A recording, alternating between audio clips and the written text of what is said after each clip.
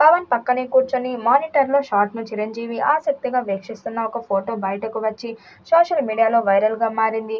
ఈ ఫోటో క్షణాల్లో అభిమానులు వాట్సాప్ గ్రూప్లో, సోషల్ మీడియాలో పేజీల్లో విస్తృతంగా షేర్ అయింది. చాలా రోజుల తర్వాత అన్నదమ్ములిద్దరూ ఇలా ఒక ఫ్రేమ్లో కనిపించడంతో మెగా అభిమానులు ఆనందానికి అవధులు లేకుండా పోయాయి. ఇది కేవలం ఒక ఫోటో మాత్రమే కాదు, అభిమానులకు పండగ వాతావరణాన్ని తీసుకొచ్చింది. ఈ సంఘటన వారి మధ్య బంధాన్ని, ప్రేమను మరోసారి లోకానికి చాటి చెప్పింది. పవన్ కళ్యాణ్ రాజకీయాల్లో ఉన్నప్పటికీ సినీ పరిశ్రమలో తన అనుబంధాన్ని కొనసాగిస్తూనే ఉన్నారు. ఈ క్రమంలో చిరంజీవి వచ్చి ప్రోత్సహించడం మరింత ప్రాధాన్యతను సంతరించుకుంది. ఉస్తాద్ భగత్ సింగ్ చిత్రంలో దర్శకుడు హరీష్ శంకర్ పవన్ కళ్యాణ్ నిజ జీవితంలో చేసిన ఒక సంచలన సన్నివేశాన్ని రీక్రియేట్ చేస్తున్నట్లు సమాచారం. గతంలో ఒక సందర్భంలో పవన్ కళ్యాణ్ తన కారు టాప్పై కూర్చొని ప్రయాణించిన వీడియో ఒకటి సోషల్ మీడియాలో వైరల్ అయిన విషయం తెలిసిందే. ఆ సమయంలో అది చాలా చర్చనీయాంశంగా మారింది. ఇప్పుడు అదే సీన్ను సినిమాలో పెట్టాలని దర్శకుడు హరీష్ శంకర్ ప్లాన్ చేస్తున్నట్లు తెలుస్తుంది.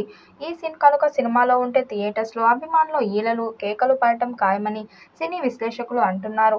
పవన్ కళ్యాణ్ వ్యక్తిత్వాన్ని, ఆయన శైలిని ప్రతిబింబించేలా ఈ సన్నివేశాన్ని రూపొందిస్తున్నారని తెలుస్తుంది. పవన్ గతంలో చేసిన ఇలాంటి పనులు ఆయన అభిమానులు ఎంతగానో ఆకట్టుకున్నాయి. వాటిని తెరపై చూసే అవకాశం లభిస్తే థియేటర్స్లో సందడి వాతావరణం నెలకొనడం ఖాయం. మైత్రి మూవీ మేకర్స్ ప్రతిష్టాత్మకంగా నిర్మిస్తున్న ఈ చిత్రంలో పవన్ కళ్యాణ్, సరసన యువ సంచలనం శ్రీలీల కథానాయికగా నటిస్తున్నారు.